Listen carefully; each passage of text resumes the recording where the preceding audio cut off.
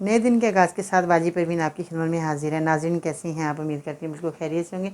आज की इस वीडियो में दमे के मरीज़ों के लिए आज मैं बेहतरीन नुस्खा लेकर आई हूँ, जिसमें आपने सिर्फ 2 चीज़ों का इस्तेमाल करना है। इसको बनाना कैसे, इसका इस्तेमाल किस तरह करना है, मेरी वीडियो को एंड तक देखें, सुने, फिर आपने इस नुस्खे को तैयार करना है। और ये आसानी से बनने वाला नुस्खा है, घर के अंदर चीज़ें मौजूद हैं, इसको बनाएँ, इस्तेमाल करें और आपको दमे की परेशानी ख़त्म हो जाएगी।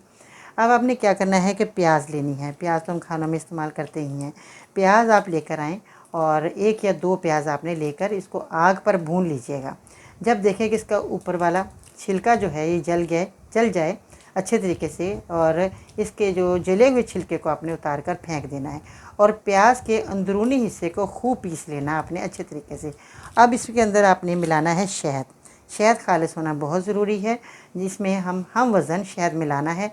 यानी कि अगर 1 चम्मच आप इसका प्याज का लेते हैं और 1 चम्मच आपने शहद का भी लेना है, 1-1 चम्मच दोनों को मिलाकर आपने सुबह शाम मरीज़ को दें।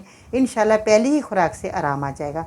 और छाती भी अगर उसमें आवाज़ें आ रही हैं और खांसी बहुत ज़्यादा हो रही है तो वो भी ख़त्म हो जाएगी। बाज़ बच्चों की या बड़ों की खांसी होती है और सीने में सीटियों जैसी आवाज़ें आती हैं, सांस लेना मुश्किल होता है, तो वो ये लोग मेरा नुस्खा इस्तेमाल करें। और छोटे बड़े लोग इस्तेमाल कर सकते हैं और किसी वक्त भी आप इस्तेमाल करें, या 2 टाइम खाना खाने के बाद आप इस्तेमाल कर सकते हैं। इसमें कोई वो नहीं है कि अगर आपने रात के टाइम आपकी तबीयत ख़राब हो रही है, सांस लेना मुश्किल हो रहा है, तो आप रात को भी ये नुस्खा बनाकर इस्तेमाल करा सकते हैं। मरीज़ को 1-2 महीने इस्तेमाल कराएं, आपको बहुत जल्दी इसका बहुत अच्छा रिज़ल्ट मिलेगा। शुगर के मरीज़ जो हैं वो शहद का इस्तेमाल ना करें तो बेहतर है, प्याज का इस्तेमाल कर सकते हैं। प्याज अगर आप पानी में उबाल कर भी पी सकते हैं, क्योंकि ये बहुत अच्छा नुस्खा बनेगा। पानी के अंदर एक प्याज को छोटा छोटा काट लें और पानी में उबालें, तो ये शुगर के मरीज़ जो है प्याज का इस्तेमाल इस तरह करेंगे कि प्याज को छोटे छोटे पीस कर लें, आधे गिलास पानी में उबाल कर पी लें, तो ये दमे के मरीज़ों के लिए और शुगर के मरीज़ों के लिए बेहतरीन है।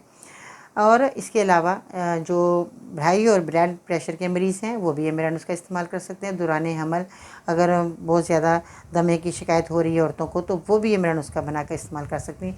इसका कोई नुकसान नहीं, घर की चीज़ें हैं, बनाएं, इस्तेमाल करें और दमे के मरीज़ अपनी परेशानी को ख़त्म कर सकते हैं घर बैठे ही।